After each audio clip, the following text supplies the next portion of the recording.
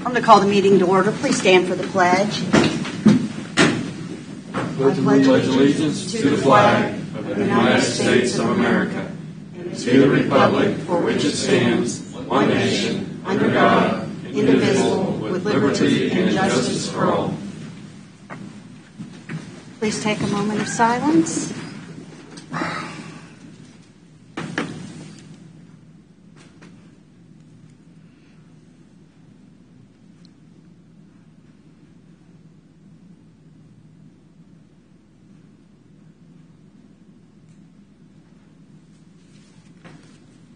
Thank you. And just as a reminder, if you have a cell phone, to silence it or put it on vibrate. And we'll begin the meeting with roll call, beginning with Commissioner Stephen. Here. Commissioner Culbertson. Here. Commissioner Smith. Here. I'm here. And Commissioner Here. Smith is here. We have two Commissioner Smiths. Sorry about that. Two of them. Doug was on a roll. Yeah. Okay, we have no one who has signed up for public comment, so we're going to move on to administrative business. Mark, do you have anything for us? Mike, Stephen, anything today? I just had a question for the county administrator. Have there been any off-budget pay adjustments in elected offices? Off budget? Or unplanned? I don't know that. There have been pay increases in elected departments, yes. Since we began the budget process? I don't know if they were, but I would assume they're in their budget. And as far as off plan, I couldn't answer that because not every elected department follows the county's pay plan. They have their own pay plan. So I guess I'm not being specific enough to ask the question. Like I said, yes, there have been pay increases. I couldn't tell you if they were off pay plan or not because I'm not familiar with the pay plan of all the elected departments. Okay, so since the budget process started, some elected officials have implemented substantial adjustments to salaries. Is that correct? Yes, that's correct. Okay, thank you. I don't know anything. I had some. Go ahead. So I was going to ask the board if you've had anybody reach out to you about the new chip seal roads being difficult to navigate at night. The red granite chip seal is a lot harder to see than the white. And I know it's just a logistics problem of when, the time frame is when we chip seal it to when we get it striped, which is going to be not very long, but it's very difficult to navigate those red chip seals at night. So I was going to see if maybe we could ask Mark to talk to Public Works about maybe putting, the yellow sticky tabs every 200 feet. Don't have to do the white ones on the sides, just maybe a couple in the center in between when we chip seal and when we get them striped. I didn't know. Maybe they could. It's scheduled, I think you said, for the 21st. Was that of August? Was that? Bill can answer. I know that, yes, there have been a lot of questions about that and concerns. So, yes, the striping is scheduled to start next Monday, and so it has been, approximately 6 weeks since some of the first roads were chip and sealed, so Okay. at least. And so we do have a period of time every year between the two. I would say the couple issues that would need to be addressed and thought out as part of implementing Commissioner Culbertson's request would be labor. That's a very labor-intensive practice, and it does there are KDOT specifications and ASTO specifications of if we were to follow the spacing of those are based on speed limits, and so the speed limit of the road dictates how far apart they should be. And so you do have to have an employee physically go out and stick each one of those on the ground, and then after they have cured and set there, then you have to go back to each one of them and pull the plastic tab off the top of it in order for it to be reflective.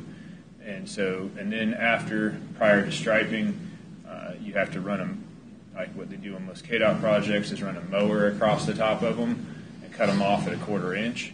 And so there's not a shadow behind all of those in some areas as you're traveling as you spray those. And so it would take a lot of labor, approximately I asked when we do currently do that on some of the high traffic roadways. I know they did it on County Route 2, 158th Street last year between State Avenue and Kansas Avenue, past the schools, and that took them approximately a week to get that entire roadway done, which was 2 miles. But that had turning lanes. I was going to say, it's typically because of turning lanes and the arrows. And, Yeah. But Bill, that starts on the 21st. It starts on the 20th. So I don't see, I mean, it was down the line. Yeah. Commissioner, I could see that, but starting on the 21st. And how long does it take to complete the striping? It'll probably take them, I would say, most of a week. Okay. Depending on Okay. more than a week if they do. We restripe a lot of our roads that we didn't chip and seal as well, and so it just is really weather dependent. I've seen them come and be here for almost 2 weeks, and I've seen them, depending on the year, sometimes we have them come back 3 different times, so it really depends on the year to year. Okay. I have a question. Can we prioritize maybe Eisenhower and Tonganoxie because those are higher speed, or and I've received the most concern expressed by people that have traveled that area there, just kind of to start because it's close. I mean, that they're close together. It's high You mean with our traffic. painting? For painting to Striping, begin, to kind of yes. prioritize so that we get those Yeah. Higher traffic first. higher traffic That's first and then exactly, move toward the Yeah. less traveled Yep. roads Okay. that we've I'll done. just Would that speak be? to Vince about that. He coordinates the striping, and we produce maps down at GIS for it, and so I'll make sure that gets addressed. Okay. Okay. Monday sounds good. I'm sorry. I was just saying Monday sounds good if they're Yeah, going to it start is. striping Monday. We typically have them come out more than once a year. Yeah, usually 3 times a year, and they will come back. We're not done this year, so this year we'll probably have them out twice.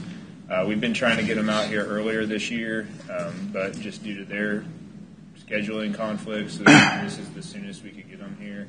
I think there's also a shortage of the Paint material. has paint gone material. glass Yeah. beads. Yeah, the glass, but there's an issue with that as well because Used to come from I've been Russia. told, COVID. Well, the cost of it has and cost is.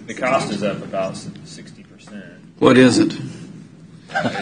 Nothing in public works. That's Yeah. for sure. Inflation did not hit this at 3%, so it's way up. Okay, that sounds good. Thank you, Bill. Thanks, Bill. I just want to pass on a compliment. There's some citizens that called on Cantrell Road about the foliage and growing trees at the corner of 158th and Cantrell, and you guys took care of it right away, and I appreciate that you All did right. that. And that, I mean, you get a lot of negative, but this is a positive Yeah, thing. They it called. knows. They called and said thank you. All right. So I'll Thank pass you. that on. Thank you. Passing that on. Thank you. All right. And just one question, being Commissioner Stevens opened up the door on the budget. I noticed on our check registry, the county, the court-appointed attorneys, that comes out of county counselor budget. Yes. Okay, and that's the way it's always been. Yes, at least since I've been here, Commissioner, the court-appointed attorneys' expenses, which are required under state statute, Yep. discretionary on your part, has been allocated to my budget, Office of County Counselor, for distribution. And I brought that matter earlier to you this year during your budget hearings as to the evolution of those costs and the increases in those costs. I will state to you, just as with respect to the county coroner's budgets, these are state mandated expenses, and although your staff, I will assure you, diligently works to control those costs, they are by and large out of our control. And, looking at these every week, between autopsies, court-appointed attorneys, and of course the coroner, there's a lot of unfunded mandates that we got to deal with. And I know you asked for a budget increase, and you said there's the price of this increase. Is what happens if you go over budget? We just got to general fund you on that? Because we don't have any control over who gets a court-appointed attorney and how many. And Commissioner, I suggest this. In a preferred world, no one would die in Leavenworth County, and no one would commit any crimes in Leavenworth County, and these expenses would not exist. That Okay. preferred world does not exist itself. The fact of the matter is these are state mandated expenses. If the courts or your district coroner apply for these funds, absent some abuse of discretion on their part, the county is obligated to meet them. Mm-hmm. So I guess follow-up on that is why or when, I mean, you may not know the when, but it seems logical this would be under the county attorney's budget. It never has been, Commissioner. Never? That'd be a policy. Yeah. I think it'd be a conflict for the prosecutor to be paying the defense attorneys. That might be untoward in appearance. So that's the reasoning? I would suggest so. I just didn't know what the logic was on that. Again, the line between prosecution and defense, it needs to be a bright line. Well, I've just been looking at, over the past check registries, how you were going to make it with that budget. They are. I think, Commissioners, you remember there was a request for a substantial increase for next year. We could not include that in the budget for the entire increase, but it did go up significantly. Mm-hmm. Hopefully that's adequate, but we'll have to keep an eye on it. Yes, we do have to fund it regardless. And we can't say, hey, we're out of money. Can you hold off on these court-appointed attorneys? We increased jury. Commissioners, I would like to make a comment. I will tell you, I work closely with district court on the management of these expenses. The district court, particularly the judiciary, has been very amenable and helpful in trying to control these costs. This is not a blank check expense. Mm-hmm. It is one that is mandated by the state law. It's one that needs to be met and will be met, but there are significant efforts being made to control these costs. We just have to remember, constitutionally, people state have a right representatives will pass a law that the state would fund all this, and the counties wouldn't have to. And then you woke up. Yeah. That was a bad dream. That's all I have, Madam Chair. Okay, do you have anything? I have nothing, so we'll move on to the consent agenda. Is there anything that needs to be removed from the consent agenda? Madam Chair, I'd like the check register removed. Madam Chair, I make a motion we accept the consent agenda minus the check registry. Second. Okay, a motion and a second. Begin voting with Commissioner Stephen. Aye. Aye. Aye. Aye. Aye. Madam Chair, I make a motion we accept the check registry section of the consent agenda. Second. A motion and a second. Begin voting with Commissioner Stephen. Aye. Aye. Aye. Aye. Abstain. Okay. Now we're going to move on to our formal board action. We will begin with considering a motion to approve the 2024 budget for the Leavenworth County Extension Office. Come on down. Welcome. Morning. Good morning. Morning. Come on down. You're in the hot seat.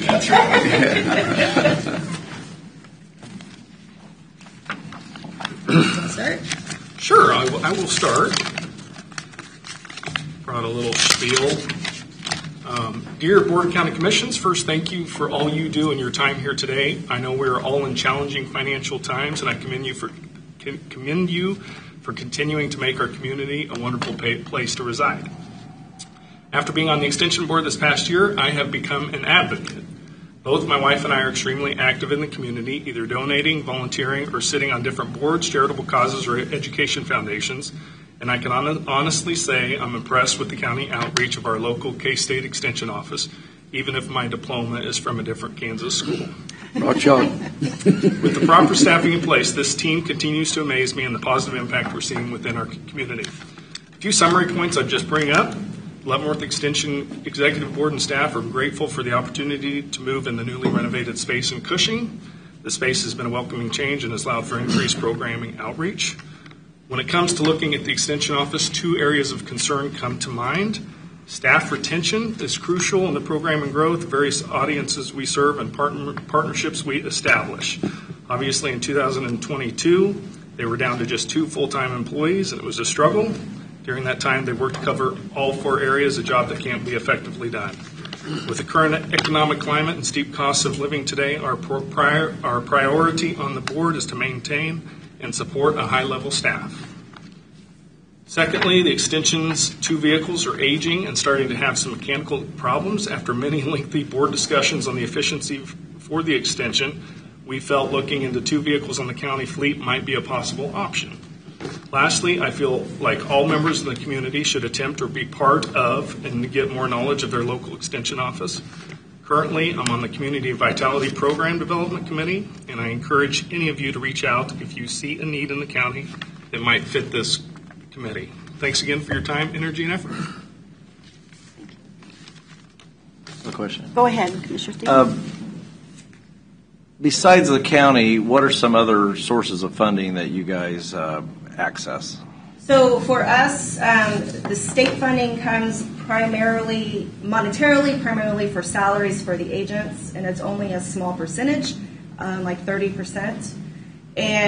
But we do receive a lot of services through the state. For example, we have access to probably 80 to 100 specialists that don't cost our county residents anything. An example of that, our ag agent went out this year with a pond specialist from K-State, visited numerous residents to help them with their pond management. I know one of the pond specialist asked one of the residents, if you had to put a monetary value on this presentation, what would you say? And he said probably about $500 it would cost him to have somebody come out.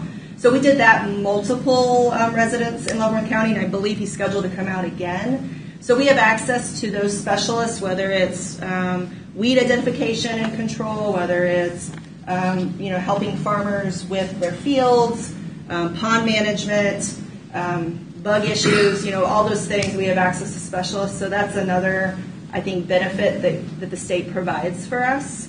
And then we do get support for computers or that type of stuff, technology.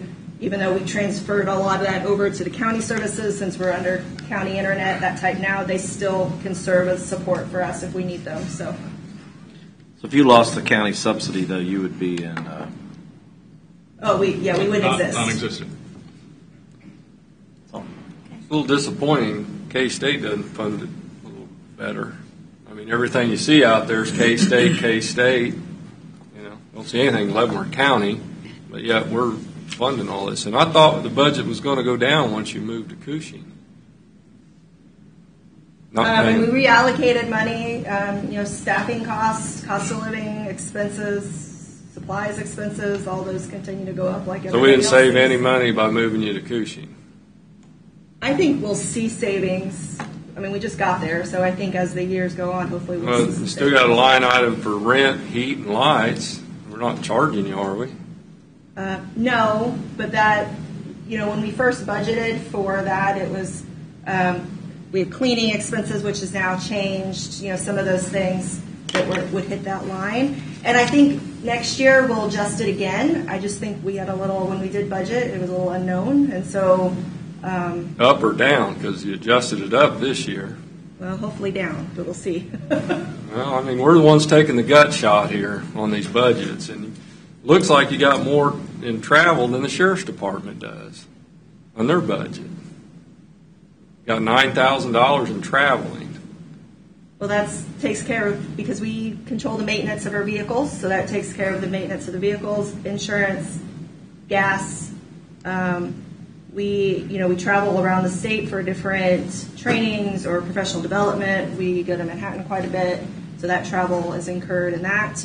And then whatever we're doing around the county as well, we try to take county vehicles, so that travel, that's that expense. Okay. And we all know gas hasn't gone down any, so. That's all I have. Any other questions? Doug brings up some good points, though. We are taking. Is this, Mark? Is this what you get when you? Is this the only sheet you get that comes in on? Well, it's in the book here. They provide a separate budget request, and this is the form that has to And be list They by the turn county. it and it list everything down why the increases. Right. Because I didn't see it. Okay. The amount of funding represented in this current budget request is what's included in the budget. Okay. that currently is presented. Okay. Thank you. If this is the form that has to be filled out and turned in Correct.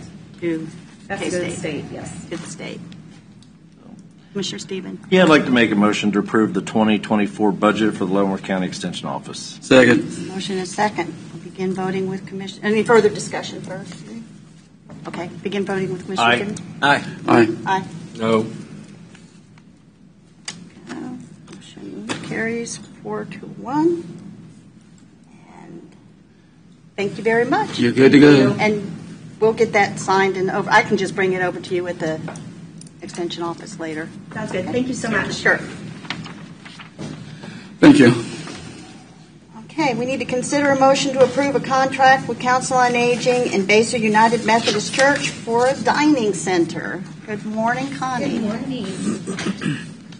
morning. We've spent some time over the 2023 looking at each one of our dining center sites. We currently operate one at Hickory Villa in Baser. The parking lot's very small. The attendance there is pretty small. We've been in conversations. We utilize Baser United Methodist Church as a pickup point for events and trips and things, and have started a relationship with them. They are very happy to have the dining center shift to Baser United Methodist Church. It's larger parking, it's larger space. It gives us access to a broader swath of the community in Baser for that. It's cost neutral. We pay $200 in utility fees. To Hickory Villa, it would be the same to help with trash and utilities at Baser United Methodist Church, and we're hoping you'll approve that move for us. And it would take place October 2nd of this year, once they have 30 days notice of our intent to move. Mr. Is Stephen. it a one-year contract? Yes, it would automatically renew, but Oh, it's a renewable. Okay. Yep, there's a clause that if there's 30 days notice, we could Yeah, I saw vote that. in that agreement there, but it would automatically renew in January of every year. I just think it's great. The church has opened up the doors for it, and I think it's a good opportunity. People make connections, and I agree. everybody look after one another. I agree, Doug. Good idea. Motion time? Ready for I motion? move that we approve a contract with Council on Aging and the Baser United Methodist Church for a dining center. Second. Motion and a second. Begin voting with Commissioner Stephen. Aye. Aye. Aye. Aye. Aye. Motion carries. Thank you. Thank you so much. Thank you, Connie. Thanks, Connie. Good to see you, Georgia. Georgia? You could have come up and visited with us there today. Okay, now we need to consider a motion to approve an agreement with EMS and St. John Hospital for the on-campus transports. Madam Chair, if I could, a few things are as pleasurable to present to you: a well-negotiated, well-drafted agreement between the county and St. John's Hospital that I had virtually no work involved with. This was created through the efforts of Mr. Jamie Miller and Misty Brown and St. John's Hospital. As you're aware, one of the few, I believe only, emergency care facilities in the county is at St. John's Hospital campus. They also have a additional medical care facility there, and EMS transports individuals as needed between the two. This is a very needed project. It's been carefully reviewed, and it's my strong recommendation that you approve the agreement as presented. I read it. I don't see any issues with it Any whatsoever. questions? Any Concerns questions at all? on it? I don't have any at all. I'm going to go ahead and make a motion to approve an agreement with EMS and St. John Hospital for on-campus transports. Motion. Do I have a second? Second. A motion and a second. Begin voting with Commissioner Stephen. Aye. Aye. Aye. Aye. Aye. Motion carries. Okay. Good to see you, Jamie. Thank you, Jamie. Hang on just a second there, Bill. Yeah, I'm not going to start. Okay. I think we are now to the outside agency funding policy. Yeah. Mark, are you going to take that one? Sure am. Commissioners, this is a policy that we presented to the Board of County Commissioners, I think it was a month and a half ago or so. We left it open for any suggested additions or changes. There were none that, from the last time we discussed this, other than I did include the language in the first draft that I presented to you. I had additional language that I suggested and the board asked to include, and that is funding for other taxing entities, that we will not levy a tax at the county level when an agency has the ability to. Yeah. Good point. So that is included in this policy. Other than that, this is the same policy that was presented to the board, I think it was Also, like Marcus, this county funds, I know it was in there before, will only be provided to organizations that do their banking in Leavenworth County. I think that's important. Yeah. I think that's important. As the commission is aware, the county and all other taxing entities are required to bank Right. in their district. So Right. if it's a city, they have to bank within the city. County, we can bank anywhere within the county. Right. So we felt like that was important to include that for agencies who are receiving a bulk of their funding as taxpayers. Absolutely. That they should also bank within the county. Absolutely. So as long as there's a branch of a bank, you're eligible. That's Yes. located within the county. That's even allowed per state statute for cities and counties. Yeah. If there's Yeah. a branch within your area. Yeah, I Especially don't when think it's changed over the years. I don't think our funds should be going to Yep. banks outside of the county. I don't think so either. So on part of that policy, it said about the amount of funding. If a certain amount of the funding is provided by the county, they have a seat on their executive boards. And I don't like that one, but that's. It is in there. I know it's in there, but I don't. That's one that I can't get behind. But that's all Right. So that means this budget we just approved earlier, we'd have a seat on the Extension Council Board. We are definitely more than 30%, so the Board of County Commissioners would need to have if they have an executive committee. So if that doesn't happen, then we will not give them any funding? I need to check the way their board is formed because I think it's going to be an election. Right. If it's an actual election, there It would is be an no way for actual- the Board of County Commissioners to have an appointment. But if they have some kind of an executive committee, then we could request that you be on that, or the funding would not be available. Okay. And I we just don't we support could, that. like, if it's just a timing issue that, I think that we be folded in, or they may have changed bylaws. Well, it's They got till January to do it. statutorily required on their part because the members of the, pretty confident that the members of the board on the extension office are an elected position, so you can't just appoint. I personally, I know But you that. could have an ex officio. I personally like this because and I know the chairperson does not, but when you put that much funds as taxpayers, we're held accountable. We should be able to be part of that and see where those funds are going. So I think this is well written myself. Or just don't give the funds, and we got to worry about it. So, do we need a motion? Yes, I do. Okay. Move to approve the outside agency funding policy. Second. I have a motion and a second. Begin voting with Commissioner Stephen. Aye. Aye. Aye. No. No. Motion carries 3-2. Now, Bill. here we Now it's are. your turn. You could have stayed seated. I was That's just all letting right. you know. I didn't need to be part of that. That's not public works. Motion to allow Public Works to accept the 178th Street and Stillwater Road as recommended. Commissioners, what we have here today is a roadway that was built by the school district as part of an agreement with Leavenworth County and also secondary agreements with the state of Kansas through the cost share program for 178th and Stillwell Road. Over the course of the past 18 months, the Public Works Department's tried to receive all the necessary testing that was required as part of the KDOT policy in order to accept that road into the county roadway system. It's been quite a long process, and when at first we received the testing for the entire facility from the contractor, which we did not need, and then over the course of the next 9 months, we finally had to reach out directly to the testing agency, which is unprecedented from our department. Generally, we only would be working directly with the agent or the contractor on something like this. But we did receive finally the testing that they had records of. That testing did not meet every single KDOT specification, despite the fact that KDOT had already accepted the roadway portion that was within the KDOT right-of-way, the turning lane, and the additional area within the right-of-way on Stillwell Road. We've highlighted what those deficiencies were.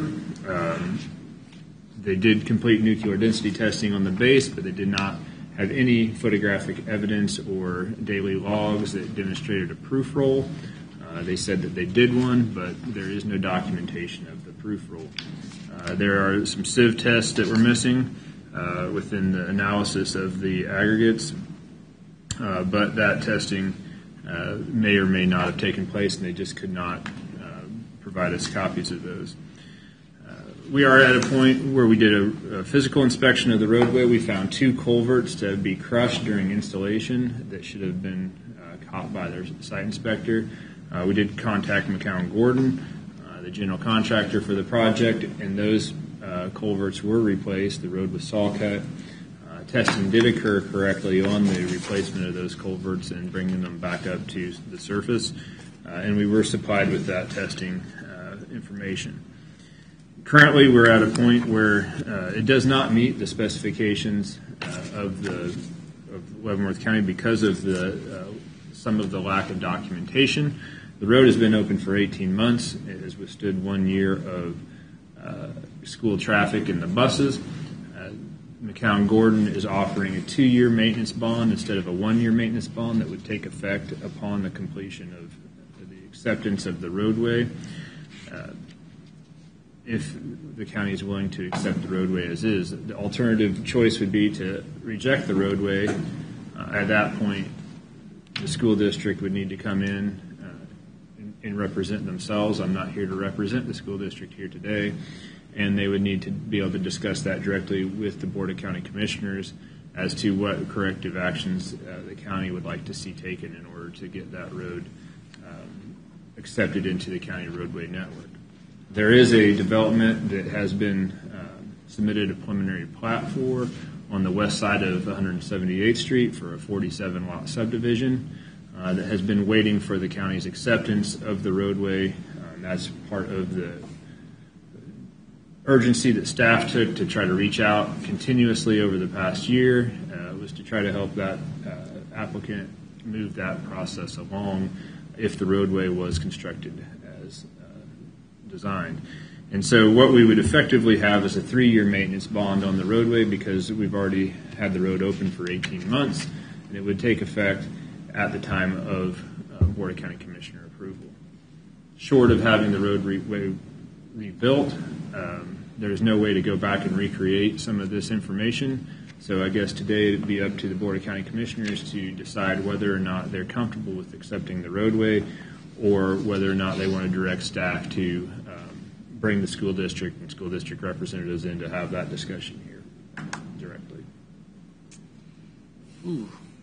Didn't realize on the KDOT project that this could happen. You would think that they would have followed the KDOT manual, which they failed to do, and which pretty much hamstrings the staff into this presentation here today. We would not accept roadway, as you guys are aware in the past from other developments. We do not accept roadways if we don't have the documentation necessary. And we've brought these type of situations twice before in the last 2 years before the Board of County Commissioners for your consideration. Those were different situations than this one. Every situation is unique in how we get to this point, but this is outside of something that is administratively approved. Yeah, is this maybe opening up the door for some of these private roads that maybe in the future will want the county to take over as maintenance? I don't know that this is exactly the same type of situation as a private road because those roadways have covenant agreements, and they were not built even to any type of standard necessarily, and that standard may not even have met some of the AASHTO design standards because those roadways can be gravel, they can be 3 inches of compacted fill without nuclear density testing. This roadway did receive nuclear density testing on both the base and the asphalt subbase and the surface. That did pass. And so while we have a multitude of testing that was completed on this, it was not complete. But I don't think that situation and this situation are the same. Okay. I would not ever suggest that we accept a private roadway. In fact, I would not even present that to the Board of County Commissioners as consideration unless we're directed to do so. I hope not. Commissioner Stephen? If we do accept this, do you see any potential costs that the county could incur in the near future or in the long term? Well, there's always the risk. That's why it is being presented here today. In the long term, we are missing some testing requirements that were required as part of the KDOT standard. So if those testings would have failed, there would be a long-term impact on the longevity lifespan of the roadway. So there is always that risk of the long-term effects of not having some of this information and whether or not it was done correctly. In the short term, we do have a 2-year maintenance bond, and so in the short term, I don't think that we have that liability for at least the next 2 years, but anytime that you have a roadway that you're missing information on, there is inherent risk of how that roadway was built. And now one of the things you said, and I'm trying to get it right what you said, in order for them to, if we called them in here and said we want this information, you were sort of indicating that that wouldn't be possible. I'm not sort of indicating it. I am indicating that to our knowledge, and having reached directly out to KTI and been working with McCown Gordon for 18 months, I am fairly confident that that information does not exist, and without some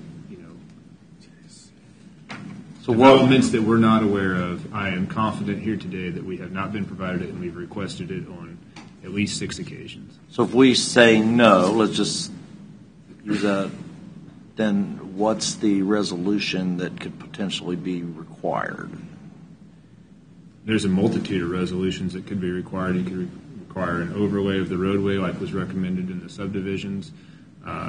You could reject the roadway in its entirety. There are a multitude of resolutions that could be discussed. I would defer back to our contracted engineering services to make a recommendation of different remedial actions if that was the direction of the Board of County Commissioners. Well, we're making everybody else live up to the rules. I agree. So the school district would have to pay for that? I would assume that the school district would have to pay for that because it's not a county roadway unless it's been accepted by the county. So unless you direct me to engage in some type of additional services. Still the same taxpayers paying for it. Right. Smaller group. Smaller group, but it's still but it's got to be paying for it. But what's good for the goose is good for the gander. Well, when we've had projects like this, we've held the extended warranty. We've held an extended warranty, but we've also required that the developer, in our case, be responsible for it. In this case, it'd be the school district, and the school district would then have to go back to their contractor and hold them and ask them why they didn't follow the standards that were in place, and it would be up to them to decide how it's paid for. It could be that they put it back on the contractor for failing to meet. If there's a contract, again, that's not us. We're not part of that, so we don't know.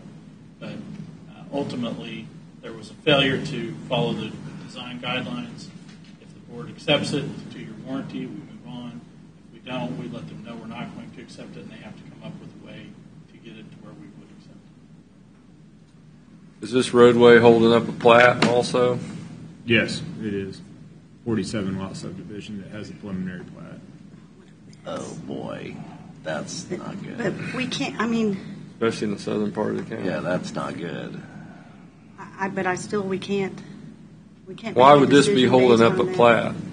The plat accesses 178th Street, and so the preliminary plat is an extension of 178th Street into a roadway network with several cul-de-sacs. I believe it was a 3-phase subdivision, and without 178th Street being a county roadway, which is the road that runs on the west side of the school, you can't plat a road. You can't plat an extension of a county roadway off of a roadway that's not been accepted as a county roadway. What a mess. Yeah, you're right. I personally don't think we're ready to make a decision today on it for sure, and it needs more talk. But I don't want to delay. I mean, this is really tough. Plats get delayed. Yeah. That's not good, You've delayed especially in it that before, area. but it's still, I just think that we need some of the, I just want some accountability, and it doesn't appear that there is any at this point, except saying, okay, we'll give you a 3-year, We get a 3-year extended warranty. And that's, So if the district agreed to take responsibility for it, that would be sufficient. If there's a failure, you mean? Yeah. Well, If you go and have a conversation with them and they agree in writing to take responsibility, then that would, For how long? well, you guys are going to make a recommendation to us, but the I think they're going to baseline. want to know, probably at the school district, what we're asking for specifically so they can consider it, just like you would want to know specifically. well, I'd have to know from staff, what would you typically require? well, based on precedence of, we have had suggestions from our engineering consultant of 2-inch overlay, and Board of County Commissioners accepted a mastic seal. We've had other projects like County Route 1 that we accepted extended warranties for lack of testing prior to my employment. So we've done both additional service requests in order to bring a roadway up to an acceptable standard, and we've done extended warranties on projects with contractors in the past prior to my employment. But we've done both in the past, so it would be whether or not, and in this case, they offered to extend that maintenance bond an additional year, and the road's been in there for approximately 18 months, so it'd be about a 3.5-year maintenance bond by the time it's all said and done. Can I make a suggestion that maybe since you're not quite ready to make the decision on this, that we ask the school district to pay our engineer to do an inspection on it and give us a report like we would do on one of our projects. And then if that report comes back with a suggestion, then you have something you can present to the school. But I don't think it should be at our expense. What do you think? I'm okay with that. Because I definitely don't think it should But be I'm at not our ready to make a expense. decision today, for sure. Yeah. And I So think this that would would let be. us then, we could engage Olson to do a review like we have on the other subdivisions, and then give us a report on whether or not they believe there's a obvious failure or what a suggestion would be to correct what we've missed this year. That way we have kind of our own Independent. guidelines instead of How long do you think this will take to get back before us? I would say 4 weeks. By the time we contact the school and the school agrees to it, depending upon that approval process. I mean, if I It's contact going them to have this to be a week, board meeting. it'd probably be a board meeting, and then I have to, then if they approve of that, we'd have to engage Olson, and then Olson would probably take 10 days to receive that report, and then put that on the agenda and have it back in front of you. It could be anywhere between 4 and 8 weeks. Pretty long delay. So that's putting the plat off another 2 months, 3 months. 3 months. Yeah. Be next year. I don't think I we wonder really if they have a were lot of going to choice. start construction. I mean, it'd be interesting to know where they're at on it now. With the plat? Yeah. I'm continuously asked if the road has been accepted, so I'm pretty sure they're ready to go. I Right, mean, at least to get the, in that area, anything that goes up for sale is gone. it is my understanding that it was a part of the agreement with the property owner when the school land was purchased, that the road would be built to a county standard so that he could extend onto that roadway and build his subdivision. And so the school What a huge development and failure. the housing development were intertwined in the school district's agreement for the purchase of the property. Could we conditionally accept the road and pending the studies? no. No. No. Commissioners, I would caution against a conditional acceptance because it would then make it a county road, and then you would declare it to not be a county road, and that's, I suggest, is problematic. Mark's suggestion, if you'll note the last sentence on the introduction of the Olson letter of May 5th, 2023, what it really says is, of the testing that was performed, the materials and construction met KDOT standards.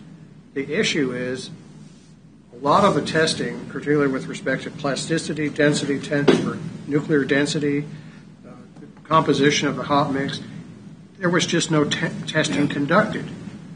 So at this point in time, there's no positive evidence that it was deficiently constructed or deficient materials were used. You were just not provided proof or the testing proof that it was. So additional testing would be the logical solution to that. Problem being that it will cause a significant delay. The secondary problem to that is, depending upon the length of this delay, we have the school there. We do maintain Stillwell Road during the winter, but typically we try not to maintain and run our snowplows across roads that we have in the past ran into that issue within areas that had not been accepted. But we really shouldn't clear snow on roads that have not been accepted, because at times snowplows can damage roads. And I know that has occurred within some developments, but in the time frame you're talking, there will be snow on it, though. Do what? The time frame you're talking on this, there will be snow on it. Yes, that's part of the reason that we are here today, is that we need to address how you want us to handle that from a departmental standpoint. Is snow removal for a school district. We did have an agreement with the school for that to be a county roadway, which would then require us to clear the snow in front of the school on the newly constructed 178th Street. Well, they could This contract gets more to have complicated, snow doesn't it? removed. Well, Can't have the streets by the school I don't know. covered with ice and snow. I think the only thing we can do is just move ahead with what the suggestion is, and just do it as quickly as you can. I mean, I don't see any other what's the other option? Then we just take it and Do we take it? Mike, that's the only see, option. make sure the.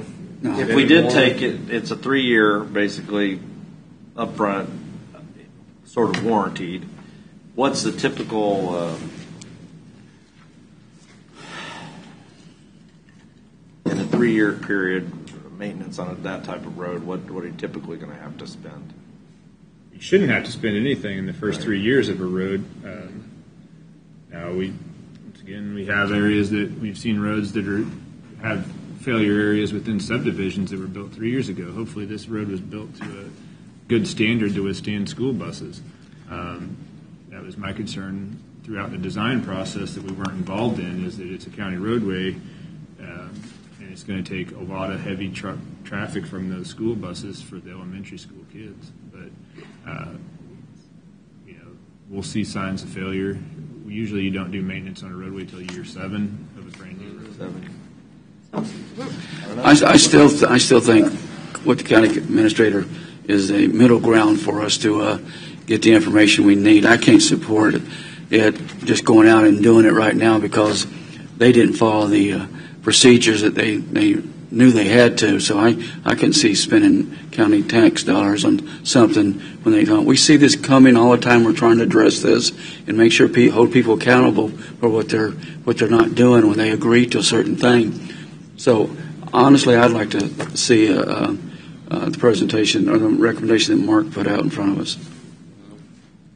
I just would hate to see a winter event and the county not be able to do maintenance on that road. I agree Snow with that. removal and ice, and you got school buses on it. And then there's the recommendation is also the 2-inch overlay. Is that? No, the recommendation, I mean, I was just throwing out what the Well, recommendation was for some of the residential subdivision developments in the past. Okay. I was just trying to. Olson did inspect the roadway as part of the approval process and took some photographic evidence of the road. There's I'd have to separation. bring back, that was not part of the packet today, and so we would review that. If we were to go back and reach out to the school, we would review exactly what was in that photographic evidence of the pavement, but it was not rejected by Olson at that time. It was just stated that they couldn't, that a physical or a visual inspection of the roadway was completed prior to a full report being produced for the inspection deficiencies.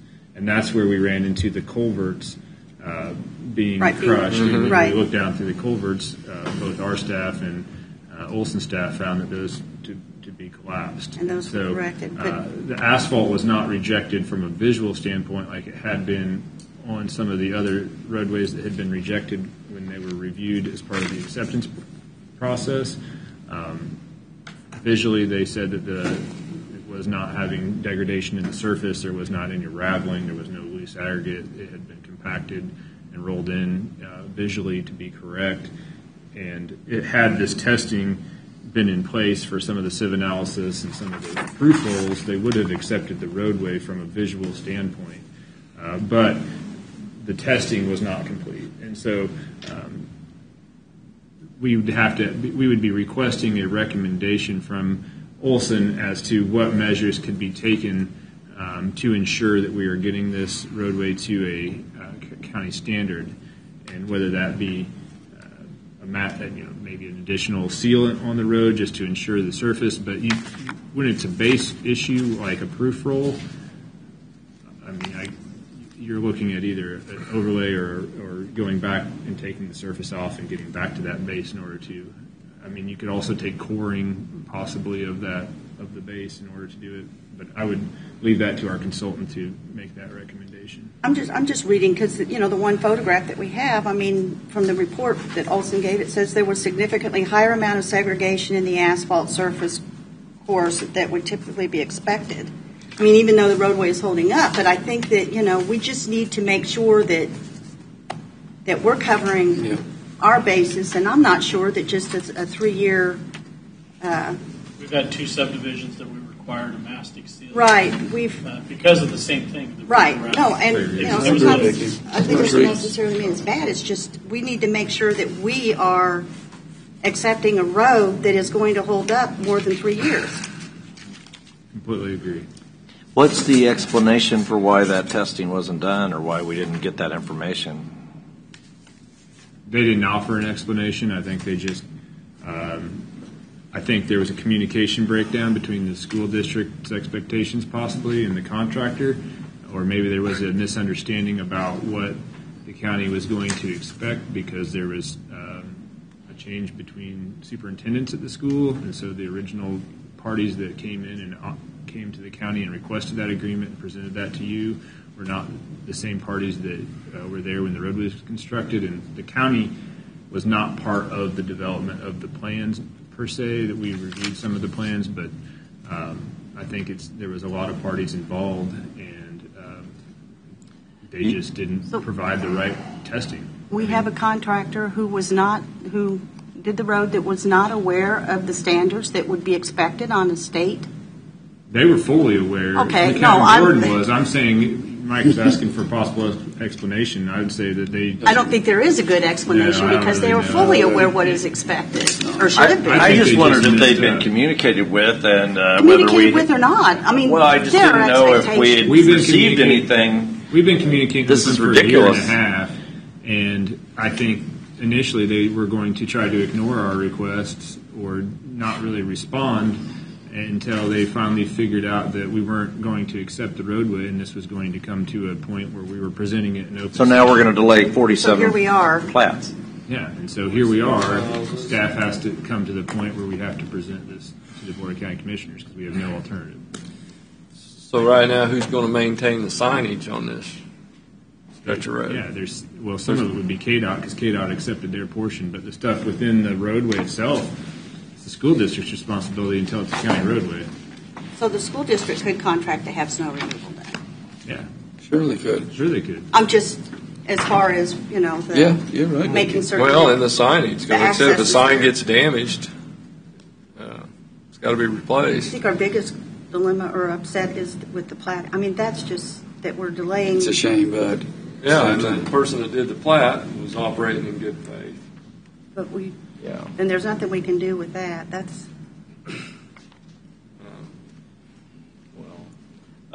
Is there a way? I mean, I suppose there's no way to expedite it. But we're going to require the school district to pay. If they pay a higher fee, do these things? Is this something that can be expedited by Olson? Well, we could ask Olson to expedite it, but most of the time frame of this, it's outside of the county's control. Right. I'm sure the school board's going to have to meet and discuss it. Yeah, they will. And they meet once a month.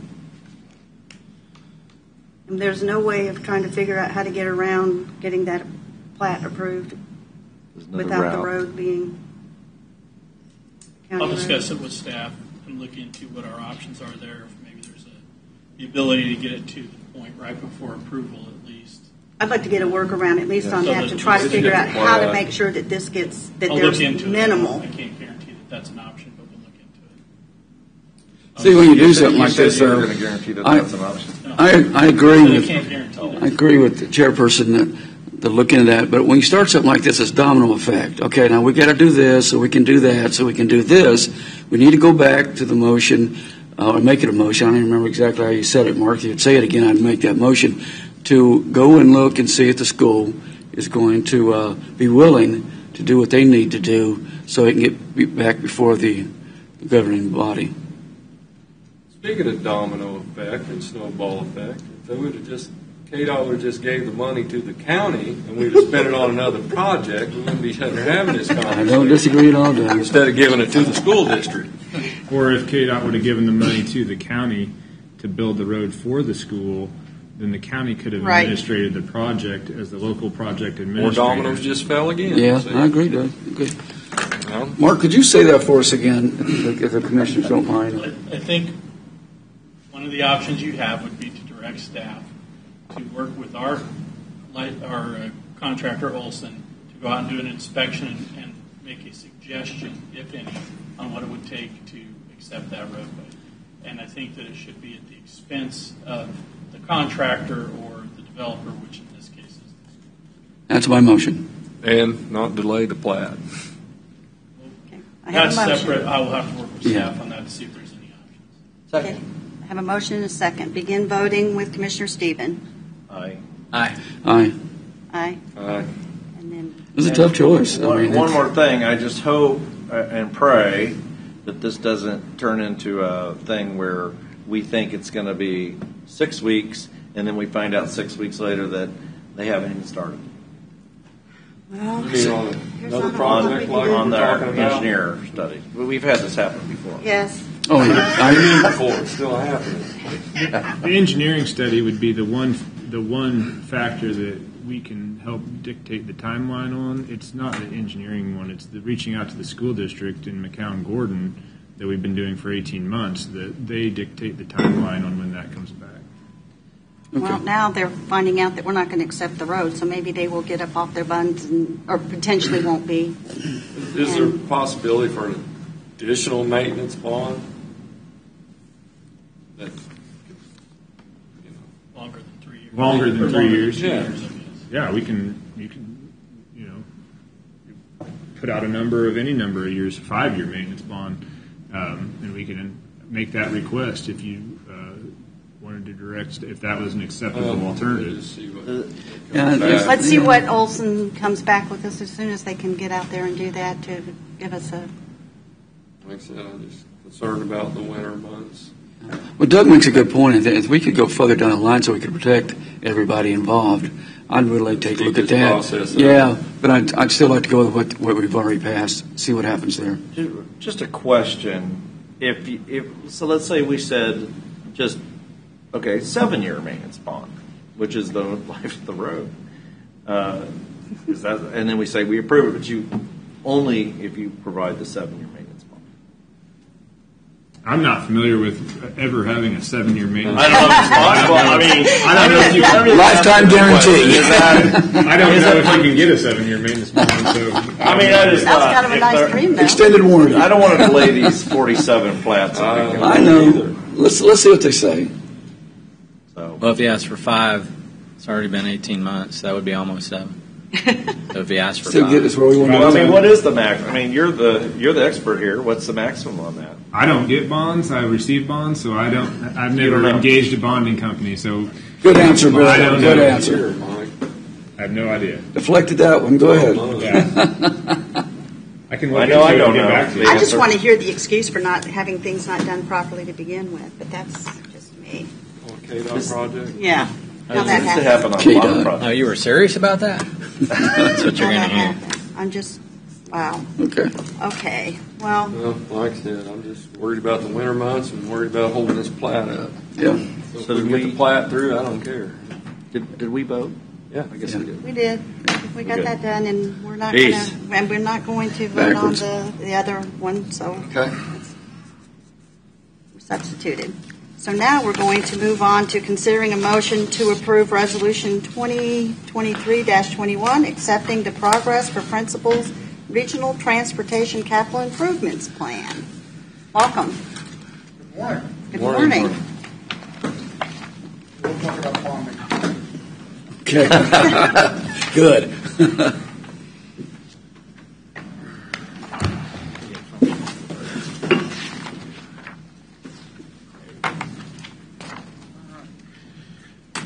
Well, good morning, Commissioners. Jeff McCarroll with Kimley Horn and Associates. My pleasure to be back with you again to hopefully start to bring a process that's been about a year in the making to a conclusion here for you.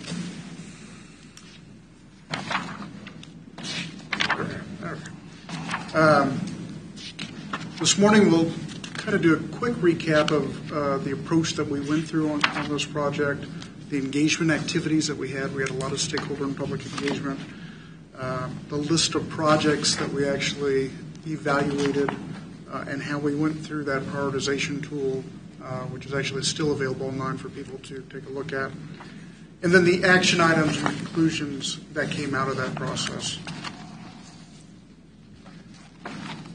As you'll recall, we really started the process looking at two things simultaneously. One was how we would actually evaluate projects. What are those criteria that we look at from different sources, be it federal, Mid-America Regional Council, KDOT, as well as your own local, the local input from the community.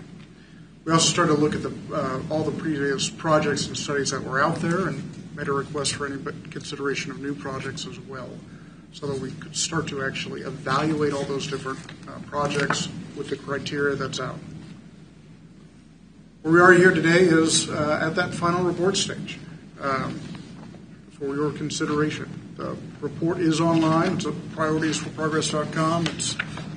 It is a lengthy report. There's a lot of detail in there, but there's also an executive summary that's available for you. In the public engagement, we met several times with some key stakeholders throughout the communities virtually. Last fall, we had several meetings, and then in person in the late spring or early summer here of this year.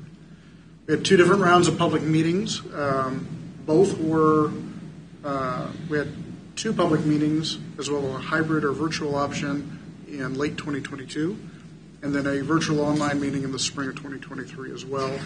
Numerous people weighing in and looking at those options and providing some input and comments. And then we've had some different official briefings. Late spring, I was in front of you talking about the different criteria in particular, and the process we were going through those. And then now we're beginning this last final round. This is our second of, I believe, 5 elected officials bodies we're going to be meeting with here to discuss the results. You'll recall we began with what was a list of several dozen projects based on previous studies to begin to consider. This was shared with the public. We got a lot of public input through this process. We had corridors that overlapped and some corridors on new alignments, and took some of that feedback to really start to focus in a little bit moving forward, which resulted in our consolidated project map, where 43 separate projects were identified. Some of those projects could be combined or could be further divided into pieces if needed. But the total capital cost identified for all these was about $1.5 billion for all 43 projects. Our prioritization, broad categories, we won't go into the detail as we did last time we were in front of you, but we looked at traffic operations, safety, access to amenities as well as jobs, equity, sustainability and resiliency, and cost effectiveness. Depending on the funding sources we've talked about, some of those have higher priorities than others. We heard a lot from the public what their priorities were also as they looked through this process. We were then able to do some weighting in our tool, which I'll show you again here in a moment. We provide kind of what we had heard from the public as that basis for their weighting, but it also had the flexibility that anyone could go in and determine how they wanted to weight those different criteria. We also compared what Mid-America Regional Council, Kansas DOT, and the U.S. DOT for their competitive grants, what they prioritize as they look forward. A tool we just talked about, again, this is available online, that allows people to make adjustments and to say what their priorities are, so that if you saw, for instance, you wanted to make safety the number one priority and increase its weighting, you could weight it all the way up to 100% and find out what that highest score project was. Or you could weight something else like economic activity and those factors. Try to make it easy for you, so we had some auto-populated buttons there that people could select what mark, what KDOT through their IGE program looks at, as well as the US DOT, to get that feeling for how those projects actually rank as you compete with other agencies and other regions of the nation. With that, we're going to step through. We had several action items and discussions for steps to be taken. This is an in-depth kind of or numerous ways to approach the funding here. So we'll break this down starting with KDOT's IGE program. I bring that up because they are going to actually this fall have the local consult meeting, which is an opportunity for Leavenworth County and your partnering cities here to really advocate for some of those projects that you'd like. So through that process, some of those recommendations we had, one of those was improving K5 as providing an enhanced access to 435. The K7 interchanges, either combined or individual, that those would be projects that would score well. The Leavenworth City Western Bypass also scored very well in those categories. Also think it's good to start looking at a West K10 connection, providing additional access and maybe crossings even down the Kansas River to the DeSoto area where a lot of jobs are coming online. The Eastern Gateway project's been long discussed. Our recommendation for that's a project which really is going to require U.S. DOT funds, I think, for it to become a reality, but it also needs substantial project development to get there. So we're not ready yet on that project to actually go out for construction funding. Our recommendation here would be to see if KDOT they have what's called a pipeline development category of funding, to reach out with them. I would also say if you want to go out there, reach out with some local partners as well to try to get them to help fund the match for a larger federal program on that. And that was where we come with the U.S. DOT competitive grants. There is the opportunity for a planning study through what's called the RAISE grant program. It is meant for projects just like this that takes that local communities really can't even fully fund the detailed, or not easily fund the detailed evaluation to see if you can actually progress this project to construction. I do want to say, though, to get and compete for that, understand some of those criteria, and that's going to be support from the Kansas DOT, support from the Missouri DOT, and what I would say, and I think we talked about last time, active support from your U.S. representatives and U.S. senators as well. That's a key criteria on those competitive grants. There's a couple other programs that are out there. There's a federal grant for Safe Streets for All. They've actually got a lot of funding for smaller safety improvements that are out there. You've actually already been awarded one of those grants here in Leavenworth County to develop what is called an action plan. When you complete that plan, you will then be able to actually go after additional federal monies, which is about an 80-20 match, meaning you provide 20% of the funding, the federal government provides the 80%. To do those safety improvements in those areas. That's the implementation grants that would come after that. So you're in a position potentially sometime next year even to be applying for those grants. This year they came in they were due right about the end of the 4th of July weekend, right in that area. So. Also out there is Mid-America Regional Council and their grants. Some of the projects we thought would be competitive there. The K5 improvements, looking at the 158th and 155th Street corridor. Although we want to caveat that would not include the I-70 interchange that BACER is certainly interested in. That's really due to KTA and their formation. They can't accept federal funds, which is what these funds are that go through there. Also, the parallel road, kind of focusing that as a complete street project. The Tonganoxie-Eisenhower corridor with some improvements along there, and then some continue to enhance transit service. All of those would compete well in the Mid-America process. I do want to note that there are other KDOT programs that are out there for smaller entities and not urbanized areas, but we're looking at some of the larger projects through this process. Mark also has a program called Planning Sustainable Places, or PSP. It is really a early on planning type document, and there's a couple projects that we thought could be interesting. There'll be a call for projects on this next spring as well. One would be taking a look at the 158th Street to 20th Street kind of connection, what forms a corridor potentially that's parallel to K7 on the west side and connects a lot of those communities. Kind of go through and using that project as an opportunity to really set a vision for that corridor so all the communities are working together. The other one is to continue and expand looking at that the crossing of the Kansas River. And using this process to really start to define and bring some clarity to that. I will tell you, had some meetings with DeSoto, Kansas.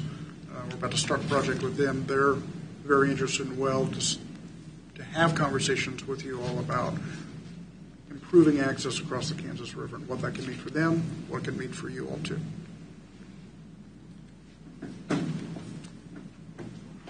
So in conclusion, I would say this project, we've had extensive public stakeholder and elected outreach. This was an easy project, and you get a lot of people sometimes with competing views to sit down together and have conversations. It was great. We had a lot of support from key leadership of all the agencies involved. Many of the city managers were involved in this. KDOT was representative. Mid-America Regional Council to help get us where we are at today. We evaluated those projects that we've identified on defined metrics, and then we aligned those scoring criteria with different funding sources for you. This provides you that opportunity to speak with one voice to advocate for projects, which will bring a stronger position for you, we hope, to go out and find other funding options for you to make some enhancements here. And then lastly, KDOT's next local consult is scheduled for October 17th. Having a representative there, be it your staff or even elected officials or community partners engaged in that, is going to be key for voice. I've been to many of those meetings in the past. We can see strong outreach from some communities. Last time, I think I was one, and Leavenworth County had very light representation. So being there to be that advocate is going to be critical. With that, we'll certainly be open to taking questions if anybody has. If you want to give me some details, I can pull up some additional information. Questions? Jeff, you want to turn the lights back on for us, please? Mm-hmm. Jeff, do you have, and maybe it's in your administrative summary that you mentioned, do you have the individual score sheets on each project that would be the compiled score for each project? We do. In the full report, which is available online, you can see a complete breakdown for every category, the cost estimates there, that full breakdown for you. Yes, sir. And you can see that online through the mapping tool that's out there, too. You can select a corridor, and it can lead you to that information. Commissioner Stephen? As far as prioritization, what was your impression what was KDOT's prioritization that you saw? I don't know if I want to speak directly for KDOT. I think as they looked at some of these projects, they saw a lot of value. I think K5 and the K7 interchanges in particular were some that they saw as probably having some of those benefits. They're already going through the process, including some of those in the scoring for the local consult that they do. So I think those were some of those that rose up highest in their mind.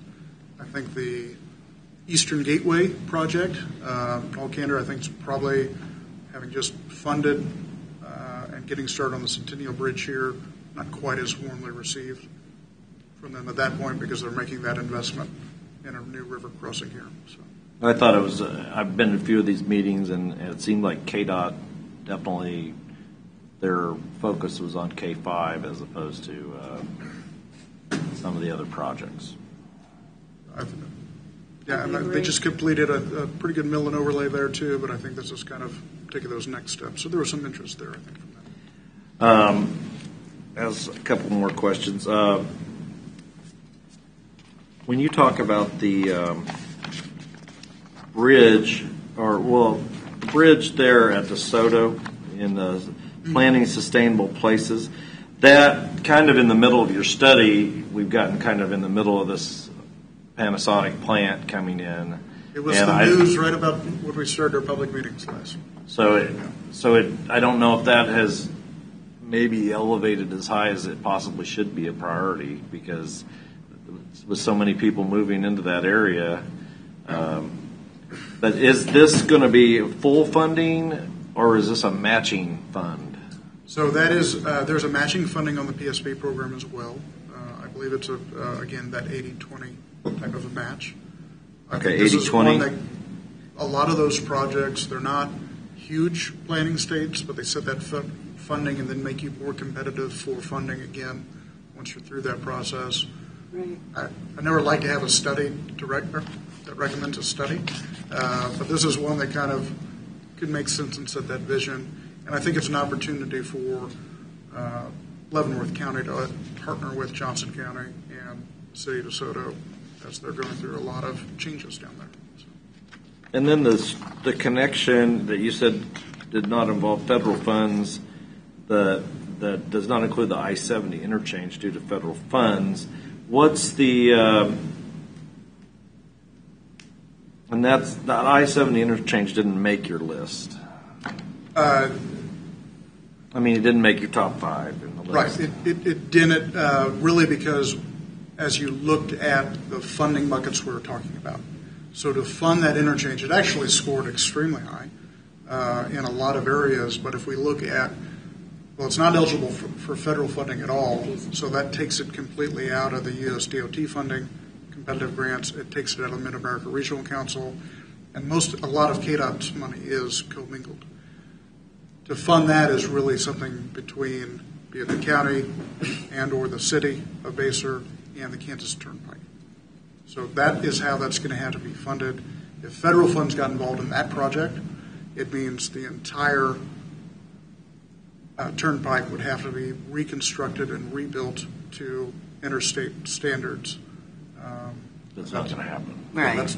Well, the last one took a 10-year sales tax to pay for. So, well, it's going to be a while before we can do another one of them. I just, that's all I have. The only comment I would have is that it's interesting. I've been to a lot of the meetings with a lot of the city, several meetings, and I never saw K5 becoming a priority for very many of our local communities, but I saw KDOT making it a high priority. Well, but that's going to be part of we're going to have to depend on for funding. We took those. We didn't ask the public to rank the projects. It was more to rank their what their criteria they felt important was. So when you did that, that's where that project continued to rise up. If we talk about access to the interstates, if we talk about alternative access to jobs and what it can mean connecting down to different areas. I never think you should swim upriver if that's the project they're going to fund. We don't swim upriver, you know. But I mean, they're not hip on our bridge. And I don't know if this is the right time, but and I know that we haven't voted on this, but we're still in the discussion phase and things. But we received a letter, and I am supportive of continuing the committee that worked, the advisory committee that we had together, at least in some capacity. I think that we need to continue having that advisory board that includes all of the jurisdictions, because I think that we have kind of begun to create some partnerships and people that are cooperatively agreeing and putting some of these things together. I don't want to see that go away. And I've been kind of pondering in my head, and I know that some people may say conflict, but I think that we have good leadership right now in Mr. Greg Cause, who really kept to kind of continue these things going in the reporting process, and Bill. And so I would kind of like to see maybe the two of those individuals co-chair or continue to, help facilitate the processes as we go through and go along, and then to have, representatives from the different cities or jurisdictions, and maybe, I don't know who, but I think that we have momentum going, and I'd hate to see this happen and then everything kind of drops off.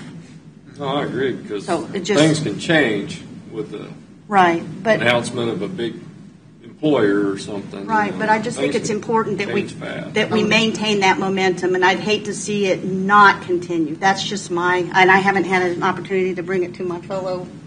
I don't see a problem at all. This is long-term planning, that's for sure. Yeah. And I don't know if it would be appropriate but I would love to see Bill in a leadership, because he has put so much and has so much knowledge base, and so if we had like dual, a community person and a staff person for representing the county.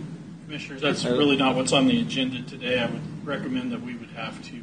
Right. No, I'm just saying. There's a lot of work to go into to put something like that into place. So discussing the details today is probably not necessary, but the idea that you want to continue. Yeah, I'm just saying just to put that there on our. Okay. And I would want to see the commissioners to have a representative or two on that. Absolutely, but just as we look at what it would, that's just as we're looking at this resolution if we're going to, we're going to approve the resolution, that we kind of have in our minds what we see as happening post that. We didn't see anything about the outer belt. Well, wasn't there Well, yeah, that little short, but not a complete. Right. Well, we have, right now we do have some momentum and support going for some of the projects that were identified, and I'd just like to see that we make sure we continue to move forward and look at those and those discussions, and that we have somebody. That we had poor representation in the past on what meeting is taking place on the. KDOT's local consult meeting. The consult that we have, make sure we have representation there, so that we're. Madam Chair, I make a motion to approve Resolution 2023-21, accepting the progress for priorities Regional Transportation Capital Improvement Plan. Do I have a second? Motion and second. Begin voting with commissioners. Just a comment. Oh, more discussion. Go ahead. Yeah, I think, and I just for the public, when we talked about doing this transportation study, the goal was that if we're all together as different communities in the county, that the opportunity for funding sources is enhanced. Can you kind of talk about that? Yeah, so this is a 5-party agreement that you guys are considering here today. We're just one of the 4 or 5 entities. We have the 4 cities, the Mid-America Regional Council, and the KDOT and Leavenworth County all involved in this study. And so everyone has provided input. All of the city administrators have met with myself, and Greg Cause is representing the Port Authority over the course of this whole project. And so what we're at now is we want to show a unified front through adopting this resolution, and then we will go to the local consult meetings and make a presentation based upon the projects that we feel that KDOT would be willing to fund within the IKE program. And we would need to show that representatives from, whether it be the city of Lansing, the city of Leavenworth, Leavenworth County, and the Economic Development Branch through the Port Authority, are all in a unified front asking for the funding through KDOT's IKE program in order to get that into the funding stream. So in the past, when we go piecemeal in different communities asking for funding, we've reduced. That's less effective than when we have a number of communities making their request. Yes, from my experience of attending local consult meetings over the past 12 years, the communities that get funded are the communities that have a collaborative effort and have completed a study and have really gone through the process of evaluation and can articulate why this project scores well, the importance of the project, and that the local communities are working together to try to move the project forward. So the study is actually an investment in the future. We're probably going to benefit as a community, as say Leavenworth County community, we're going to benefit with highway and transportation infrastructure funding because we did this.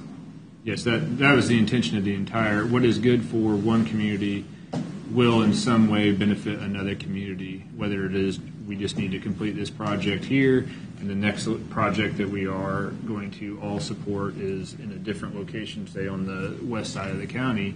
But if you don't have any projects completed, you never get to that second project. So the intention of this is we're all going to work together to try to support a project, and then as you start to domino one project maybe into another project, you can start to get down the list to where everyone in the county is seeing a really strong benefit from these infrastructure investments. But Bill, basically what's good for one is good for the entire county. So if it's, whether it's Tongi, Baser, East, wherever, Lansing, Leavenworth, wherever, staying together as a group and supporting each other, like which we failed to do 15, 20 years ago, is where we need to stay focused. Because that, first of all, that requires the eligibility for funding. But second, it just makes us good partners. So I'm hoping we all. Right. That's what I want to continue. Yeah, I want to continue doing that. So it's good for one. It's good for everybody. I just want people to understand this is going to benefit. And thank you for getting that, kind of putting that back out there. That when we started this process, that was the reason. Is that. Yep. And there wasn't a battery plant going into DeSoto then Right, either. but we're Right. Yeah. things are changed. happening. So. Okay, you get a Okay, motion have in a motion and a second. second. Is there any further discussion? Again, voting with Commissioner Stephen? Aye. Aye. Aye. Aye. Motion carries. Thank you. Thank you very much. Okay.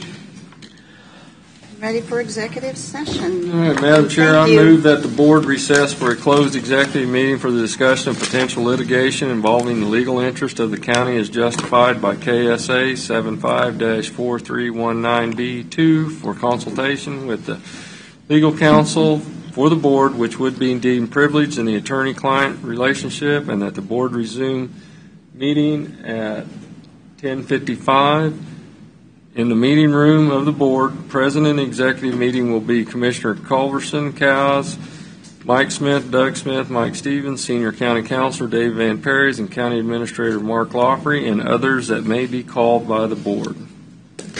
Motion, do I have a Second. second? Okay, begin voting with Mr. Stephen? Aye. Aye. Aye. Aye. Okay, we are in executive session. Okay. All right, let the record show the board has returned to regular session at 10:55. No action was taken, no decisions were made. The subject was limited to the legal interest of the county. All right, now we're going to continue with the agenda. So where we're at now, let's just share anything that we feel like we want to share. So Commissioner Stephen, anything exciting over the past week? Met Mr. LaTurner at the coffee house, and that was good. And he's going to be at the Elephant Club tomorrow night. So if anybody else has questions for him, come on down to the Rodeo Restaurant, 6:30 tomorrow. Other than that, just talking to people about the budget and that kind of thing. Okay, Commissioner Culbertson. And I've got a meeting getting scheduled with Jake LaTurner too from that meeting. His assistant's going to reach out and schedule something with me for that. So when I get that, I'll go over with him all the things that we talk about all the time: pilot checks, LAVTR, Eastern Gateway, et cetera, et cetera. And then I've also got a meeting set up with Representative Beeler tomorrow. What's today? Wednesday? Yeah, tomorrow. And that's all I've got. Okay, a monthly meeting I have with the city manager, city administrator Tim Vandal, just discuss items going on. That went very well. Another thing too is if you haven't forgot, Mark's evaluation is due next Wednesday. So anybody that doesn't have it in, I think there's only one person that's turned it in. So please take the pen to it. And a bunch of good-looking people got their picture taken on our selfie day the other day. So I think that looked very good. And I'm working with Commissioner Culberson. We're putting, he's writing up another thing on the LAVTR, and I'm going to be presenting that next few weeks, a month, whenever, to the City of Lansing Council. More support, we can continue going. I think it's better for all of us. That's all I have, Madam Chair. Okay. Let's see. I also, but met through a different capacity with Jacob Turner through the KCATA, and we took a bus tour, and he is very much on board with trying to figure out how to increase transit funding for Leavenworth County and then within that corridor and region. So he's also offered to make contact with some of our state representatives to try to enhance some of the financial support, but he's also committed to working on some of the federal funds because, we have the soccer thing coming up, and we have to make sure that our region is ready to step up and really show up and shine when it comes to our transit because it's very important. And so I think it was a good meeting, and I happened to have been the only board member from the KCATA that was there, so I kind of really pushed for Leavenworth. Good for you. Good for you, baby. Then I participated in the Finance Committee meeting for the Transit Authority yesterday, and also the Port Authority meeting yesterday. And there was the same discussion as what we had today on the report. And went to the Leavenworth City Commission meeting last evening, and they gave an update for the Centennial Bridge, which was a really nice update. And looks like things are going to.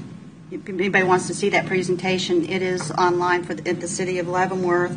And then Commissioner Bowder also gave an informational speaking points about the local ad valorem and the withholding. So the City of Leavenworth, we're keeping that momentum going. So that's what I have. Commissioner Smith? Okay, also attended Congressman Turner's deal and Bayshore City Council last week, and then Saturday evening there'll be the Leavenworth County Beef Improvement Kansas Livestock Association deal. I got a couple extra tickets. Anybody wants to go? It's out by Jarblow on Jarblow Road, at Chuck Brewer's place. No, I'm going to a concert. Okay. So it's Mark. It's not going to be as hot as it says, Let's hope. This is an outdoor deal. But anyways, that's all I have. So's our concert. It's an outdoor. Okay. Motion to adjourn. Second. Okay. Aye. Aye. Aye. Aye. Okay, we're adjourned.